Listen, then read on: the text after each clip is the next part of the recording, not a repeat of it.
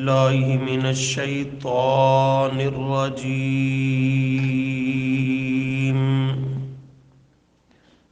بسم الله الرحمن الرحيم.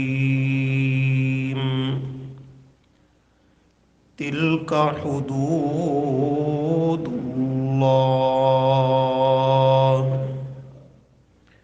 ومن يطع الله ورسوله يدخله جنات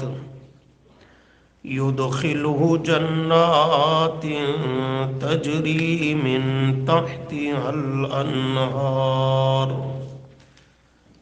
تحتها الأنهار خالدين فيها وذلك الفوز العظيم. ومن يعص الله ورسوله ويتعد حدوده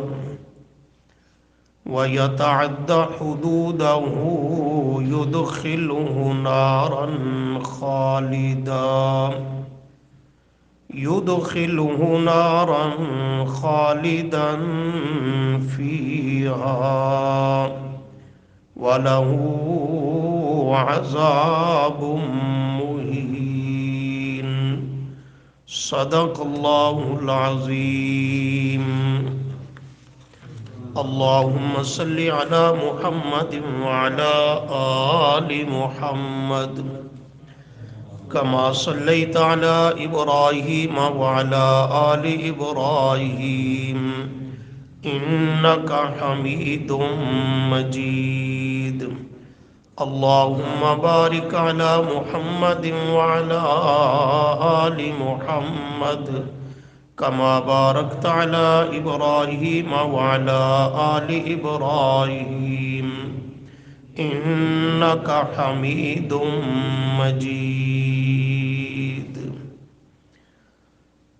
استغفر اللہ لا حول ولا قوة الا باللہ. گزشتہ سبقوں میں بدعت اور اہل بدعت کی تردید پر کئی آیات اور احادیث آپ حضرات کے سامنے پیش کی گئیں، جن سے رد البدعات کے کئی عنوانات، کئی پہلو اور کئی گوشے واضح اور حل ہوئے. آج کے سبق میں اسی عنوان کا ایک اہم پہلو مختصراً ذکر کرنا مقصود ہے، اور یہ پہلو انتہائی اہم اس لیے بھی ہے کہ اکثر لوگ بدعات کے معاملہ میں اسی کی بنیاد پر غلط فہمی یا کہو خوش فہمی میں مبتلا ہے. خود بھی بیچارے ناسمجھی، ناواقفیت کی وجہ سے وہ غلط اور باطل راہ پر ہیں، دھوکہ کھائے ہوئے ہیں، اور دوسروں تک بھی اس کا اثر پہنچتا ہے کہ سادہ لو مسلمان اچھے خاصے دیندار بھی اس دھوکے کا شکار ہو جاتے ہیں. سادے لفظوں میں وہ پہلو یہ ہے کہ جب بھی معاشرے میں مروج بدعات پر رد کیا جائے تو یہ عام طور پہ جواب سننے کو ملتا ہے کہ تم ان بدعات سے کیوں روکتے ہو؟ کیا ان کے اندر ہم کوئی گناہ کا کام کرتے ہیں؟ کوئی خلاف شرع اور ناجائز کام کرتے ہیں، کسی کو گالیاں دیتے ہیں، برا بھلا کہتے ہیں، کوئی گناہ کا کام کرتے ہیں، ہرگز نہیں، ہم تو اس میں سراسر خیر اور نیکی کا کام کرتے ہیں۔ قرآن خوانی ہوتی ہے، ذکر اذکار ہوتے ہیں، درود شریف پڑھا جاتا ہے، استغفار کی کثرت ہوتی ہے، صدقہ خیرات ہوتا ہے، یہ سب نیکی کے کام ہی تو ہیں۔ ان کو کیسے بدعات کہا جا سکتا ہے اور ان کے نہ کرنے پر زور دینا، ان سے روکنا، یہ عقل اور سمجھ سے بالا تر ہے۔ روکا تو اس چیز سے جائے جو گناہ کا کام ہو، جس میں کوئی نظر آتی خرابی ہو۔ یہ تو قرآن کا پڑھنا پڑھانا، ذکر اذکار ہے، درود شریف ہے، استغفار ہے، صدقہ خیرات ہے، لیبل بھی خوبصورت ہے، کبھی ایصال ثواب کا عنوان ہے، کبھی جشن عید میلاد النبی ہے تو نبی علیہ السلام کی ولادت با سعادت کا خوبصورت عنوان ہے، آپ کی ولادت کی خوشی کے اظہار کا عنوان ہے۔ اسی طرح محرم الحرام کا مہینہ ہے تو یہ ماتم ہے، تو نواس رسول جگر گوش بطول سیدنا حسین ابن علی رضی اللہ تعالی عنہ کے ساتھ عقیدت اور محبت کا اظہار ہوتا ہے۔ کتنے خوبصورت جذبات اور مقاصد اس میں پائے جاتے ہیں، لوگوں کے سامنے شو کیے جاتے ہیں۔ اسی طرح کوئی اور بدعت لے لیں تو اس کے اندر بھی دیکھنے میں بظاہر بڑا خوبصورت عنوان، خوشنما اس کا رنگ ڈھنگ اور اس کا معاشرے میں پیش کرنا انتہائی دلکش اور دل فریب انداز میں ہوتا ہے معاملہ، تو لوگوں کا اکثر یہی جواب ہوتا ہے جو ان بدعات میں پڑے ہوئے ہیں کہ تم عجیب بات کرتے ہو، ہم کوئی گناہ کے کام کرتے ہیں؟ ہم تو سراسر یہ نیکی اور خیر کے جذبے سے نیکی اور خیر ہی کے کام کرتے ہیں، بھلا یہ گناہ کا سبب ہو سکتے ہیں، اللہ کی ناراضگی کا موجب بن سکتے ہیں، یا ان پر ہمیں کوئی آخرت کے دن پکڑ بھی ہو سکتی ہے؟ یہ تو نیکی کے کام ہیں، تو تم ہمیں نیکی خیر اور ایک عبادت سے روکنے کے در پہ ہوئے ہو۔ تو دوسرے لوگ جو سادہ لو مسلمان ہیں وہ بھی سن کر کہتے ہیں کہ بات تو ان کی، یہی تبصرہ ہوتا ہے نا معاشرے میں، بالکل یہی تبصرہ ہوتا ہے۔ اچھے خاصے دیندار بھی متاثر ہوئے بغیر نہیں رہ سکتے کہ بات تو بظاہر ٹھیک ہے۔ اس پر صرف ایک نقطہ ذہن میں بٹھانا ہے، یہ ساری بات حل ہو جائے گی۔ وہ نقطہ یہ ہے کہ بظاہر جو کام نیکی کا نظر آئے، بظاہر جو کام خوبصورت اور اچھا نظر آئے، بظاہر جو کام عمل اور عبادت کا نظر آئے، جس میں بظاہر جذبات، خیالات، مقاصد خوبصورت اور پاکیزہ نظر آئیں، تو ان وجوہات اور ان بنیادوں کی بنا پر وہ کام عبادت اور نیکی نہیں بن سکتا جب تک اس پہ میرے محبوب کی شریعت کی تصدیق موجود نہ ہو صلی اللہ علیہ وسلم۔ یہ ضابطہ سمجھنا ہے آج کے اس مختصر سبق میں کہ نیکی کہتے کسے ہیں، عبادت کہتے کسے ہیں۔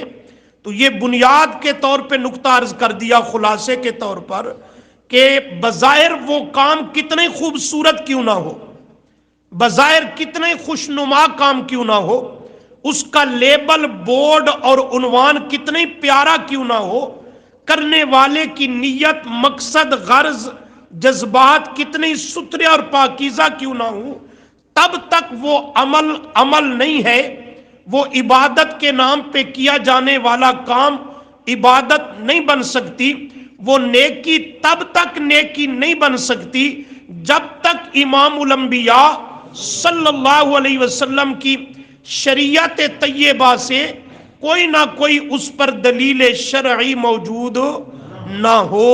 اگر دلیل شرعی موجود ہے آپ کی سیرت و سنت سے، آپ کی پاک جماعت صحابہ کرام رضی اللہ عنہم سے وہ ثابت ہے، یا اس کی تشریحات میں فقہائے امت نے کوئی دلیل قائم کی ہے، پھر تو اس کا کرنا واقعی نیکی ہے، عمل ہے، عبادت ہے، لیکن اگر شریعت سے اس پر کوئی دلیل موجود نہیں، دیکھنے میں وہ عمل اود پہاڑ کے برابر نظر آئے، دیکھنے میں کتنا خوشنما اور خوبصورت نظر آئے، تو اللہ کے ہاں وہ عمل نہیں، وہ نیکی نہیں ہے۔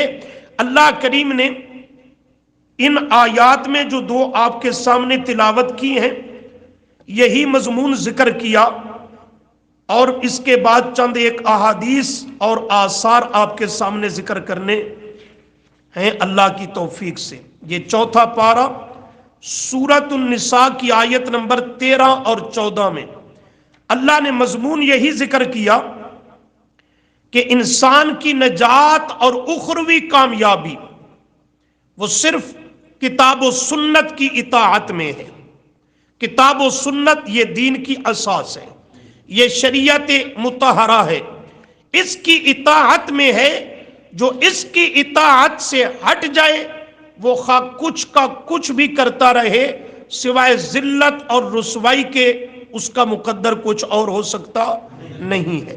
چنانچہ دیکھیے فرمایا تلک حدود اللہ ومن یطع اللہ، ہمارا سبق یہاں سے، ومن کرو مانا، اور جو یطع اللہ اطاعت کرے اللہ کی، ورسولہ اور اس کے رسول کی، تو نتیجہ کیا ہوگا؟ یدخلہ، اطاعت کرے کس کی؟ اللہ کی۔ اللہ کی اطاعت کیسے ہوگی؟ کتاب اللہ کی اطاعت کرے۔ اطاعت پر آپ مستقل عنوان سن چکے ہیں۔ اطاعت اللہ کی کیسے ہوگی؟ اللہ کی کتاب قرآن مقدس کا کہنا، اس کا فرمان اور اس کا حکم ماننا، یہ اطاعت اللہ ہے۔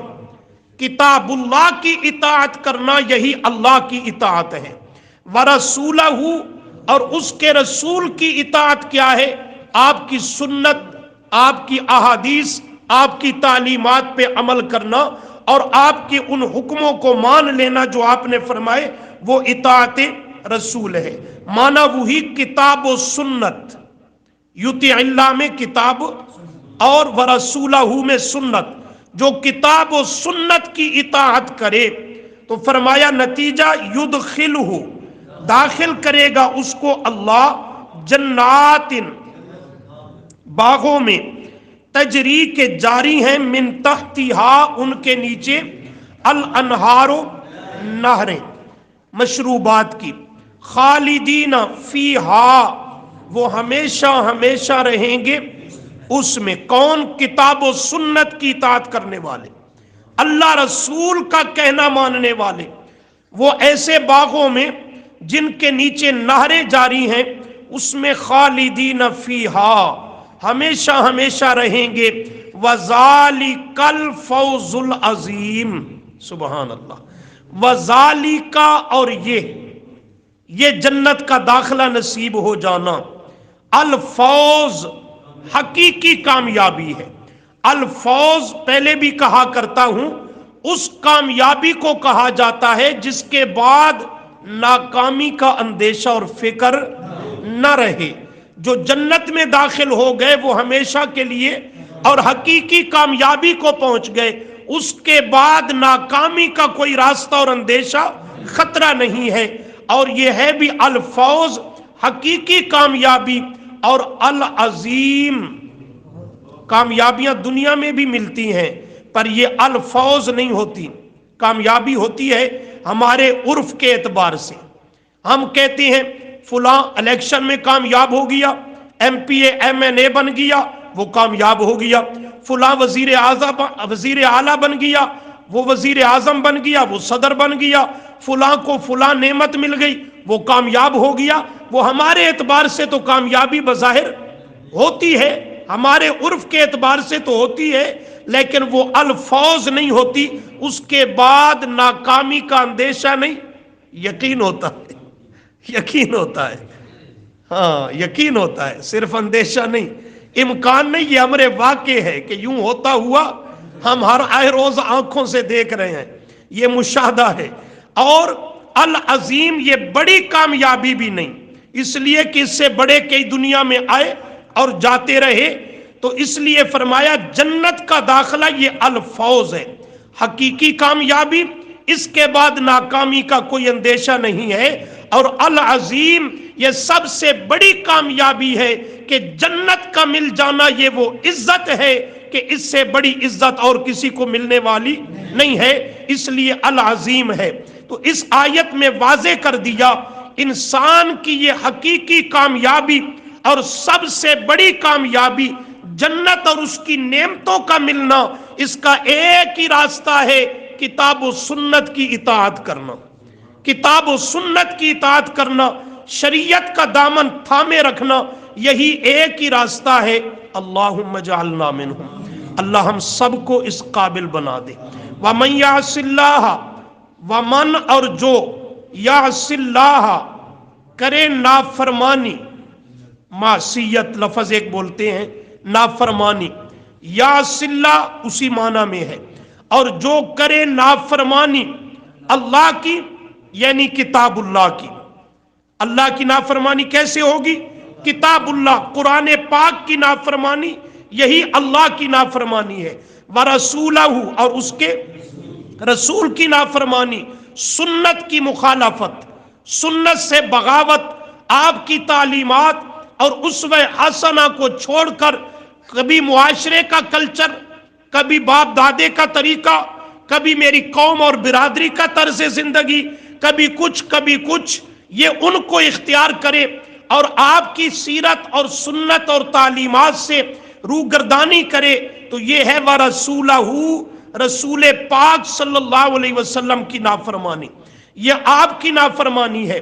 وَيَتَعَدَّ حُدُودَهُ، وَيَتَعَدَّ حُدُودَهُ اور جو تجاوز کرے اللہ کی حدود سے، حدوں کو پامال کرے، حدود اللہ کو، تو فرمایا نتیجہ یدخلہ، وہ داخل ہوگا نارن، آگ میں، خالدن فیہا، ہمیشہ اسی میں رہے گا، وَلَهُ اور واسطے اس کم بخت کے ہے، عذاب ایسا عذاب، مہین اہانت والا، رسوا کر دینے والا، اعاذنا اللہ منہ، اللہ ہم سب کی حفاظت فرمائے۔ تو اس آیت میں مفہوم مخالف اور منفی پہلو واضح کر دیا کہ من یعص اللہ ورسولہ، اللہ رسول کی نافرمانی، کتاب و سنت سے بغاوت اور نافرمانی کر کے پھر اس کے لیے سوائے عذاب اور ذلت رسوائی کے اور کوئی چارہ گار نہیں، اور کوئی اس کے لیے سبیل اور راستہ باقی نہیں۔ اگر اس ذلت اور رسوائی کے عذاب سے بچنا ہے، جنت اور کامیابی کو پانا ہے، تو یطیع اللہ ورسولہ، اللہ رسول کی اطاعت یہی نجات کا ذریعہ ہے۔ کیوں؟ اس لیے کہ اللہ رسول کی اطاعت کرنا، اسی کا نام دین ہے، اسی کے مطابق زندگی بسر کرنے کا نام عبادت ہے، اور اسی کا نام نیکی ہے۔ دیکھنے میں کتنے بڑا خوبصورت کام کیوں نہ ہو، کتنے خوشنما عمل دیکھنے میں کیوں نہ ہو، لیکن جب تک اللہ رسول کی تصدیق یعنی موٹے لفظوں میں شریعت مطہرہ کی اس پر کوئی دلیل شرعی موجود نہیں، تب تک وہ آپ کے اور میرے دیکھنے میں خوبصورت ہے، اللہ کے ہاں وہ خوبصورت بھی نہیں، وہ نیکی بھی نہیں، وہ عبادت بھی نہیں۔ اللہ نے ایک ہی چیز دیکھنی ہے، توجہ کریں، ایک اشارہ کرنے لگا ہوں، سبق میں آپ وہ آیتیں الفاظ پڑھ چکے ہیں، اشارہ آج کے سبق کے متعلق ہے۔ اللہ نے ایک ہی چیز دیکھنی ہے کہ اس عمل کرنے والے کا عمل، اس عبادت کرنے والے عابد کی ہوئی عبادت میرے محبوب کی شریعت کے مطابق ہے یا نہیں۔ اس نے یہ بھی نہیں دیکھنا کہ عمل کتنا بڑا کیا، یہ بھی نہیں دیکھنا کہ عمل کون سا اور کیسا کیا، بس ایک ہی عمل جو کیا ہے میرے محبوب کی شریعت کے مطابق ہے یا نہیں، اور اس میں مقصد میری رضا ہے یا نہیں، اس کی بنیاد پر اس عمل کی قبولیت ہے۔ اگر اللہ کی رضا، پیارے پیغمبر کی راہ، طریقہ طرز، یہ دو شرطیں پائی گئیں تو وہ عمل اللہ کے ہاں مقبول ہے۔ اگر یہ دو نہیں یا دونوں میں سے کوئی ایک شرط نہیں، وہ عمل مردود ہے، خواہ وہ کتنے دیکھنے میں بڑا عمل اور خوبصورت کیوں نہ ہو۔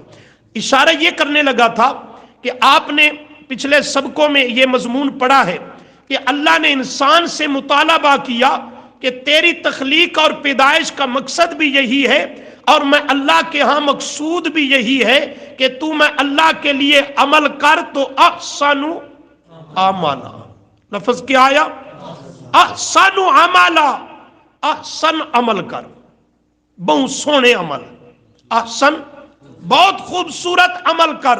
یہاں پہ مفسرین نے یہ نقطہ ذکر کیا، میرا نہیں، مفسرین کا نقطہ ہے. انہوں نے یہ نقطہ بیان کیا کہ اللہ نے جہاں بھی عمل کی بات کی تو یا اعمال صالحہ کہا، مانا ستھرے عمل کر. جب بھی عمل کی بات کہی تو یا خالص عبادت کا حکم دیا کہ خالص اور ستھری عبادت کر، اور تیسرا عنوان کیا، قائم کیا کہ میرے عملی عمل کر تو احسن، بہت خوبصورت عمل کر. پورے قرآن کو پڑھ کر دیکھ لو، کہیں بھی اللہ نے عمل عبادت کا حکم دیا تو یوں نہیں کہا کہ بہت زیادہ عمل کر، اکثر عملہ کہیں بھی نہیں فرمایا. اس کا یہ مطلب نہیں کہ ہم عمل تھوڑے کریں، نہیں، اس میں جو مقصد ہے وہ سمجھیں. اس کا یہ مقصد نہیں کہ عمل تھوڑے کریں، تھوڑے کا مطلب نہیں ہے. مطلب یہ ہے کہ اللہ نے اکثر عملہ، اعمال کی کثرت کی بات نہیں کی. کیوں؟ اللہ کے ہاں کثرت ان اعمال کی معتبر ہی نہیں جو اعمال حسن سے خالی ہوں. اللہ کے ہاں اعمال وہی معتبر ہیں جس میں پیارے پیغمبر کی اتباع اور شریعت کا حسن موجود ہو، تو وہ احسن عملہ بنیں گے. اس لیے اکثر عملہ کہیں نہیں نظر آئے گا، وگرنہ عمل کی کثرت کو دیکھا جائے تو آج کا کوئی مسلمان میرے خیال میں اتنا عمل عبادت نہیں کر سکتا، نہ کوئی کرنے والا ہے جتنے ابو جہل نے کیے، جتنے ابو جہل نے کیے. مشہور ہے کہ 70 حج اس نے کیے، اور بعض تاریخی روایات کی بنیاد پر 60 حج کیے. آج کوئی اتنے حج والا ملتا ہے؟ حاجیوں کا میزبان، اللہ کا گھر بیت اللہ تعمیر کرنے کرانے والا، اس کا متولی اور منتظم بنا ہوا، اور سارے دیگر اعمال خیر جو بظاہر اعمال خیر تھے کرنے والا، قربانی کے موقع پر کئی اونٹ ذبح کرنے والا. آج دا مسلمان کی کردہ ایک بکری بکرا وہ بھی پوچھ سی بہیک کان اس دا ڈنگا تے دو آدھا کٹیا لگ ویسی گزارا چل ویسی ہے. وہ کئی اونٹ قربانی کے موقع پر ذبح کرتا، صدقے خیرات کرتا. بظاہر یہ سارے کار خیر اور خوبصورت اعمال تھے، لیکن نری اعمال کی کثرت تھی، ان کے اس عمل میں حسن موجود نہیں تھا. اس لیے سب کے سب اعمال اس کے رائے گاں ضائع مردود ہو گئے، کوئی عمل اللہ کے ہاں قابل قدر نہ ہوا. تو اس لیے بنیاد یہ ہے کہ آج یہ جو کہا جاتا ہے کہ ہم کوئی گناہ کا کام تو نہیں کرتے، تم اسے بدعت کیوں کہتے ہو، تم اس سے روکنے کی کوشش کیوں کرتے ہو، اس کا معاشرے میں خاتمہ کیوں چاہتے ہو، قرآن خوانی ہی تو ہے. بھلا قرآن کا پڑھنا پڑھانا یہ تو نیکی کا کام ہے، اسے کیسے کہا جا سکتا ہے کہ یہ بدعت ہے؟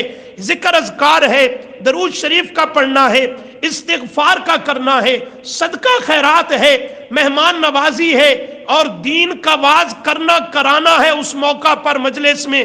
یہ سارے دیکھنے میں خوبصورت، خوشنما اور بظاہر نیکی کے کام نظر آتے ہیں. یہ بھلا بدعت کیسے بن گئے؟ گناہ کا موجب کیسے ہیں؟ اللہ ان پہ پکڑ اور گرفت کیسے کرے گا؟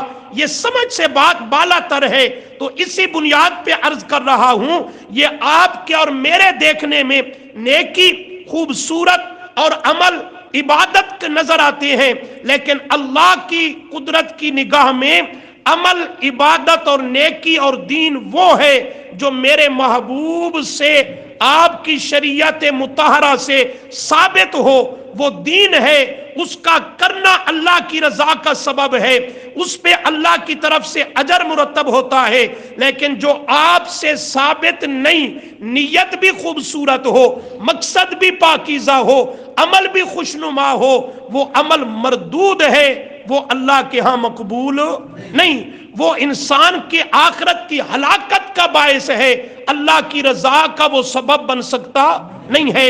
اس پر ایک دو احادیث اور آثار دیکھیے، قرآن کریم بند کر لیں اور بات کو سمجھیں، یہی عنوان اور تمہید ذہن میں رکھ کر کے۔ حدیث حضرت انس بن مالک رضی اللہ تعالی عنہ، معروف صحابی ہیں اور عظیم الشان بھی، بڑی سمجھنے کی حدیث ہے، آپ نے پوری توجہ کرنی ہے، اس سے یہ ساری بحث سمجھ آ جائے گی جو ابھی تک آپ کے سامنے تمہیداً ذکر کی ہے۔ حضرت انس بن مالک رضی اللہ تعالی عنہ وہ فرماتے ہیں جاء ثلاثۃ رہط، تین صحابی نبی علیہ السلام کے تین جانثار وہ چلے رضی اللہ عنہم الی بیوت ازواج النبی، نبی علیہ السلام کی بعض ازواج مطہرات رضی اللہ عنہن کے حجروں کی طرف، آپ کے گھروں کی طرف چلے۔ یہ تین مراد کون ہیں ان سے؟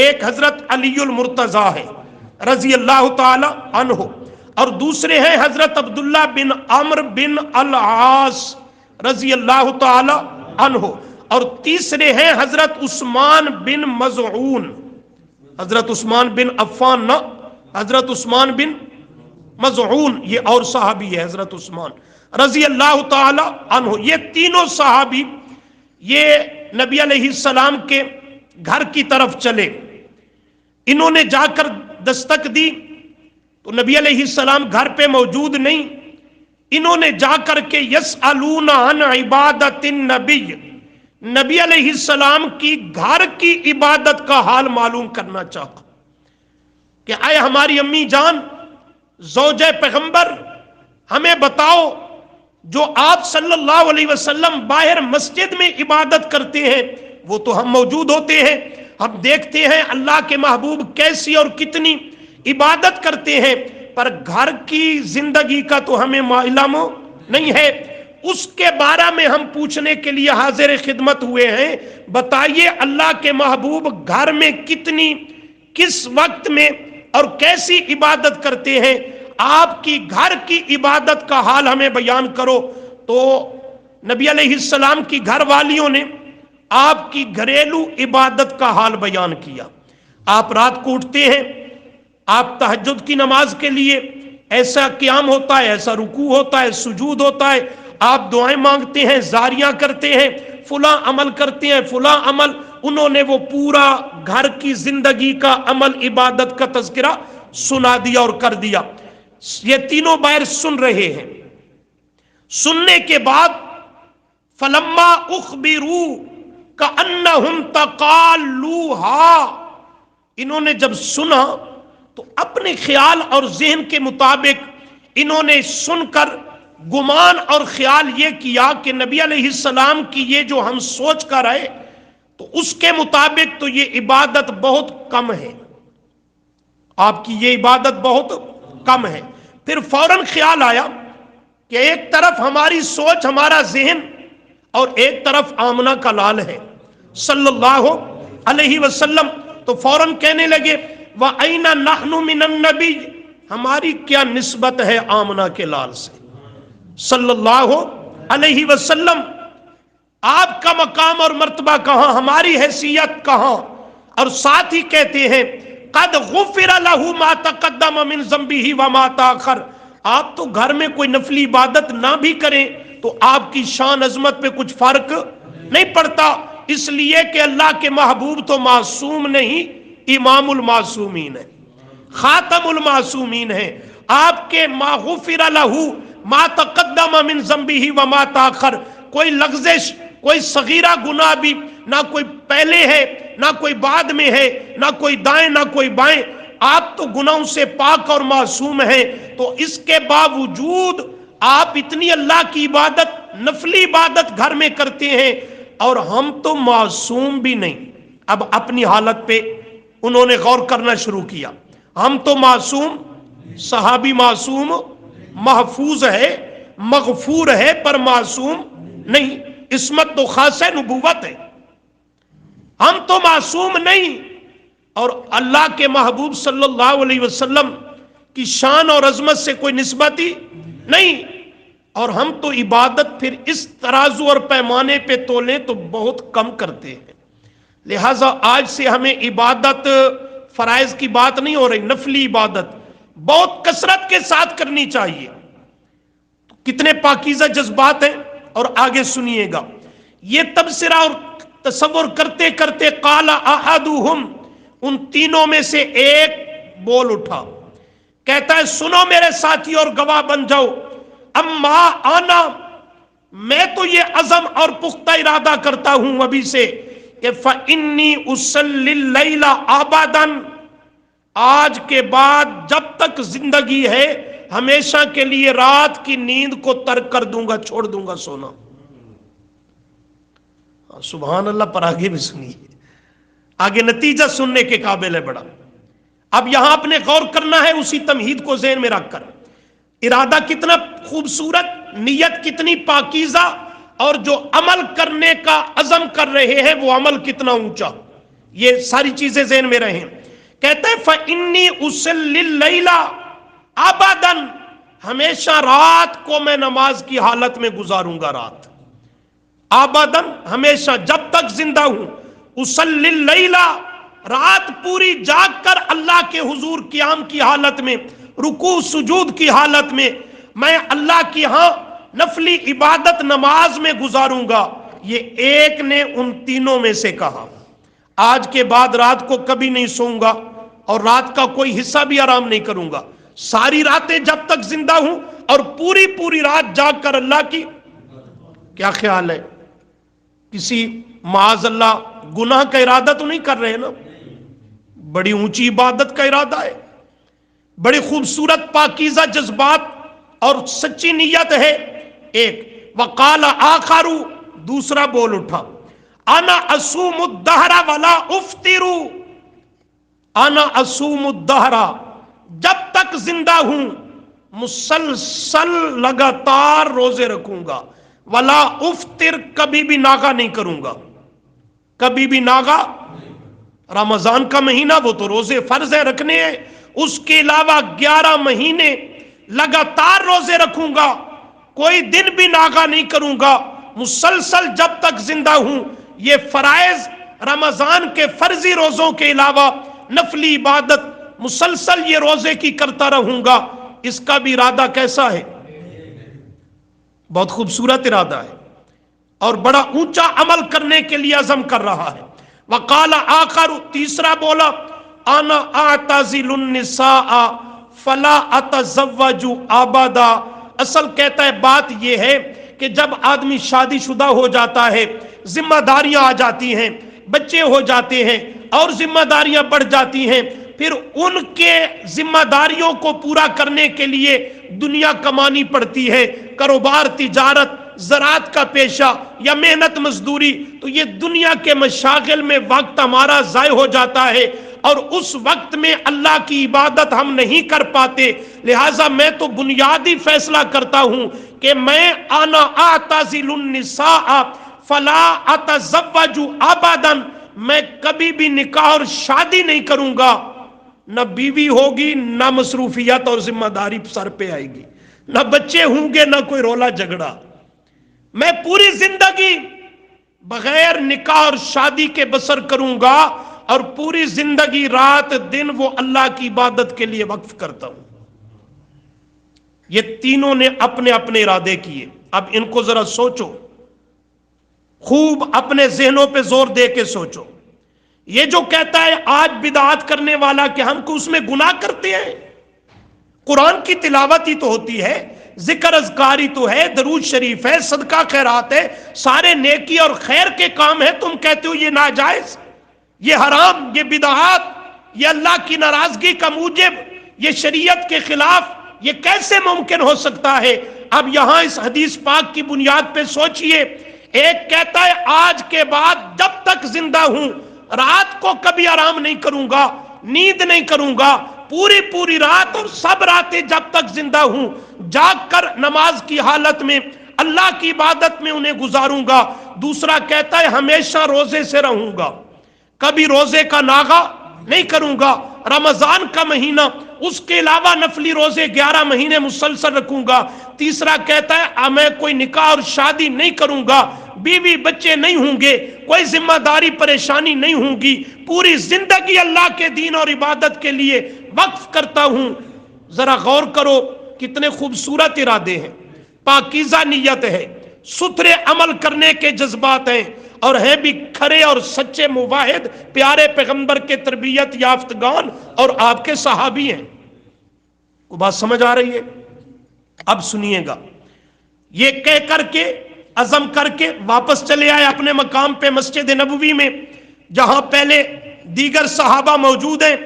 نبی علیہ السلام تھوڑی دیر کے بعد گھر جو تشریف لائے تو آپ کو گھر والیوں نے، ازواج مطہرات رضی اللہ عنہن نے یہ بتلایا کہ یوں آپ کے 3 یار صحابی آئے، آپ کی گھریلو عبادت کا حال پوچھا، ہم نے بتلایا تو وہ کھڑے ہو کر یوں ہی یہاں تبصرہ کرنے لگے، اور پھر تینوں نے یہ اپنے اپنے عزم اور ارادے کا اظہار کیا، یہ اور چلے گئے۔ نبی علیہ السلام فوراً وہاں تشریف لائے مسجد میں، اور آپ فجاء رسول اللہ صلی اللہ علیہ وسلم الیہم، آپ ان کے پاس تشریف لائے، فقالا، اور آپ نے فرمایا انتم الذین قلتم کذا و کذا، تم ہو نا جنہوں نے یوں یوں بات کہی، یہ ارادے اور عزم کیے، تم ہو؟ جی اللہ کے محبوب صلی اللہ علیہ وسلم ہم ہیں، ہم نے یہ ارادے کیے۔ آپ نے فرمایا اما واللہ، مجھے اللہ کی قسم، مجھے اللہ کی قسم، انی لاخشاکم للہ، انی لاخشاکم للہ واتقاکم لہ، میں تم سب صحابہ سے، پوری امت سے بڑھ کر اللہ سے ڈرنے والا ہوں۔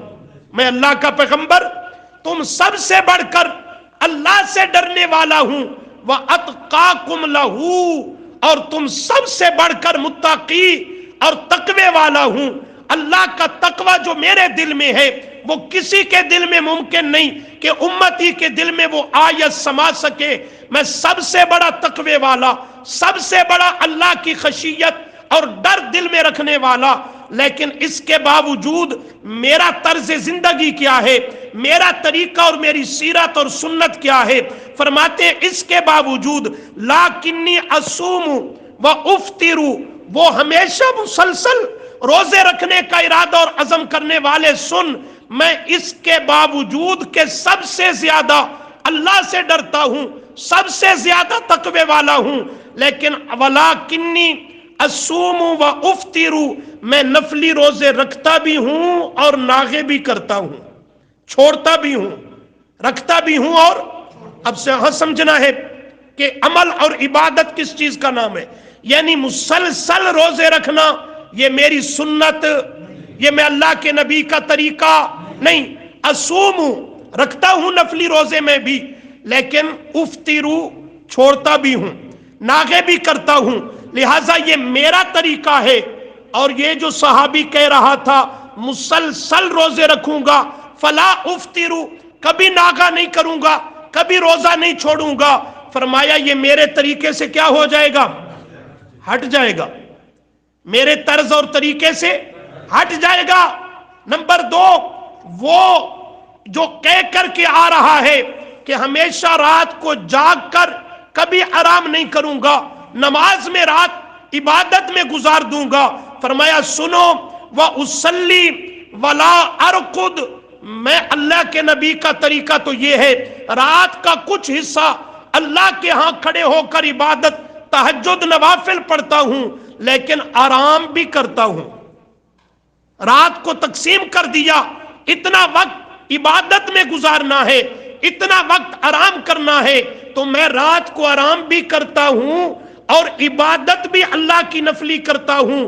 جو یہ ارادہ اور عزم رکھتا ہے کہ میں آئندہ آرام نہیں کروں گا، مسلسل عبادت کروں گا، اگرچہ اس کا ارادہ خوبصورت ہے، عمل بڑا اونچا کرنے کا عزم کیا، لیکن اس کا طریقہ میرے طریقے کے کیا ہو گیا؟ خلاف ہو گیا، میرے طرز اور طریق سے وہ ہٹ گیا۔ اور تیسرا، یہ کہنے والا کبھی نکاح شادی बीवी बच्चों का मामला ही नहीं करूंगा। तो फरमाया सुनो, मैं अल्लाह की इबादत भी करता हूं, लेकिन इसके साथ साथ अतज़व्वजुन निसा, मैंने निकाह भी कर रखे हैं। तुम उम्मतियों को तो 4 तक की इजाजत है, मैं अल्लाह के नबी सल्लल्लाहु अलैहि वसल्लम ने तो 11 तक निकाह किए हैं। अतज़व्वजुन निसा, मैंने निकाह किए, शादियां की, बीवियों वाला हूं, बच्चों वाला हूं, मेरी औलाद भी है, बीवियां भी हैं, उनकी जिम्मेदारियां भी मुझ पर हैं। तो मेरा तरीका ये, दीन भी है, दुनिया भी है, अब इबादत के लिए भी वक्त देता हूं और निकाह शादियां बीवी बच्चे भी रखता हूं। और जो कहता है कि निकाह शादी बीवी बच्चों के बिल्कुल मैं करीब भी जाने को तैयार नहीं हूं, हमेशा अपनी जिंदगी अल्लाह के दीन और इबादत के लिए वक्फ कर देता हूं, वो भी मेरे तरीके से क्या हो गया, हट गया। फरमाया सुनो, जब मेरे तरीके से इस अंदाज से हटते चले जाओगे तो फमन रागिबा अन सुन्नती फलैसा मिन्नी, ये फैसला सुनाया। फमन, बस जो कोई रागिबा अन सुन्नती, ऐ मिनहाजी, मेरे मिनहाज, मेरे तर्ज जिंदगी, मेरे तरीके और मेरी सुन्नत से मुंह फेर लेगा, हट जाएगा, अपना अलग कोई तरीका और तर्ज अमल, तर्ज जिंदगी इख्तियार करेगा, फलैसा मिन्नी, करो माना, फलैसा मिन्नी, करो माना, वो ठीक कर रहे हो, मुझ में से, हाँ माना ठीक है, लेकिन फलैसा मिन्नी में जो तंतना है, जोर है, उसकी मंजर कशी पूरी तरह नहीं हुई। फलैसा मिन्नी, उसका मैं अल्लाह के नबी से कोई ताल्लुक नहीं है, फिट माना ये है इसका। फलैसा मिन्नी, वो जाए जिससे अपनी निस्बत जोड़े, वो मेरा नहीं, मैं उसका नहीं, वो मेरा नहीं, मैं उसका नहीं। जो मेरी सीरत, मेरी सुन्नत और मेरे तर्ज जिंदगी से हटकर कोई और तर्ज और तरीका अपनाए, खा उसमें नियत भी ठीक हो, मकसद भी ठीक हो, अमल इबादत भी देखने में बड़ा ऊंचा नजर आए, लेकिन मेरी तरीके से हट गया, उसके अमल को रब उसके मुंह पे मार देगा। मेरे से ताल्लुक और रिश्ता टूट गया तो उसका अमल भी अल्लाह की बारगाह में मरदूद है, कबूल नहीं हो सकता। अब जरा ये मुआशरे में ये जो देखने में ये सब चीजें मिलती हैं, आज कुल है, तीजा है, साता है, 40वां है, जुमेरातें हैं, आज जश्न ईद मिलादुन नबी है, आज मुहर्रम के ये सबीले हैं, मातम के जुलूस हैं, आज ये रजब में वो इमाम जाफर सादिक के नाम के कूंडे हैं, फर्ज नमाज के बाद इज्तिमाई दुआएं हैं, नमाज जनाजा के बाद हीले इस्कात की महफिलें हैं, मैयत को दफन करने के बाद कब्र पर आजाने हैं, और जनाजे के बाद मुत्तसिल ये फिर इज्तिमाई दुआएं, ईदैन के बाद या ईदैन के खुतबों के बाद इज्तिमाई दुआएं हैं। आया ये मेरे नबी के तरीका के मुताबिक है या आपकी शरीयत से इन पर कोई दलील मौजूद है? आपकी शरीयत इस्लामिया से इस पर कोई सबूत है? अगर है तो लाइए, यही इंसाफ की बात है ना। अगर है तो लाइए, हम भी करने को और मानने को तैयार है। दीन सीखने सिखाने का नाम है, जिद्दो इनाद का नाम दीन नहीं। अगर है तो लाइए, और अगर नहीं और यकीनन नहीं, और यकीनन नहीं, तो फिर ये मेरे प्यारे पैगंबर का तरीका और सुन्नत, ये फिर दीन, अमल और इबादत बन सकता नहीं। ये फिर है मेरे नबी की सुन्नत से एराज। फमर रागिबा अन सुन्नती, आपकी सुन्नत से एराज है, और जो एराज करे फलैसा मिन्नी, उस बिदत करने वाला, सुन्नत से हट के और कट के जिंदगी बसर करने वाला, उसका मेरे नबी से कोई ताल्लुक, मैं नहीं कह रहा, मेरा महबूब खुद कह रहा है, फलैसा मिन्नी, उसका मेरे से कोई ताल्लुक, मेरा उससे कोई ताल्लुक नहीं, ना मैं उसका नबी, ना वो मेरा उम्मती। कहलवाता रहे, कहलवाने से तो कोई पाबंदी नहीं है ना, और कुछ फायदा भी नहीं है। फलैसा मिन्नी, वो मेरा नहीं, मैं उसका नहीं हूं। ये जो कहते हैं बिदत है, करने में हर्ज क्या है, हर्ज ये है। फलैसा मिन्नी, کہ وہ اللہ کے محبوب کی امت میں شامل، ہاں وہ سورہ یاسین میں قیامت کے دن ایسوں کو شرک و کفر اور بدعات کرنے والوں کو فرمایا جائے گا وَامْتَازُوا الْيَوْمَ أَيُّهَا الْمُجْرِمُونَ المجرمون المشرکون الکافرون المنافقون المبتدعون، یہی مجرمین ہیں، کفر و شرک اور بدعات کرنے والے، انہیں اللہ فرمائے گا وَامْتَازُوا، علیحدہ ہو جاؤ، آج میرے محبوب کی امت میں تمہیں کھڑے ہونے کی اجازت نہیں۔ امتی کہلواتے رہے، سارے کچھ دعوے کرتے رہے، لیکن فَمَن رَغِبَ عَن سُنَّتِي فَلَيْسَ مِنِّي، میرا نبی فیصلہ دے رہا ہے تم میرے نہیں میں تمہارا نہیں۔ یہ حرج ہے کہ کوئی نہیں حرج؟ ہاں حرج یہ ہے کہ بنیادی ختم، نبی سے تعلق اور رشتہ بھی ختم۔ یہ حدیث بخاری شریف میں، کوئی ادھر ادھر کی گپ اور بات نہیں ہے، معاذ اللہ، میرے محبوب کا سچا اور ستھرا فرمان۔ صحیح بخاری میں 5063 حدیث نمبر ہے، اور صحیح مسلم میں 3403 یہ حدیث کا نمبر ہے۔ تو نبی کریم صلی اللہ علیہ وسلم نے یہ واضح طور پہ ارشاد فرما دیا۔ اسی عنوان پر بات کریں گے، لیکن کل کے سبق میں انشاءاللہ اللہ تعالی عمل کی توفیق عطا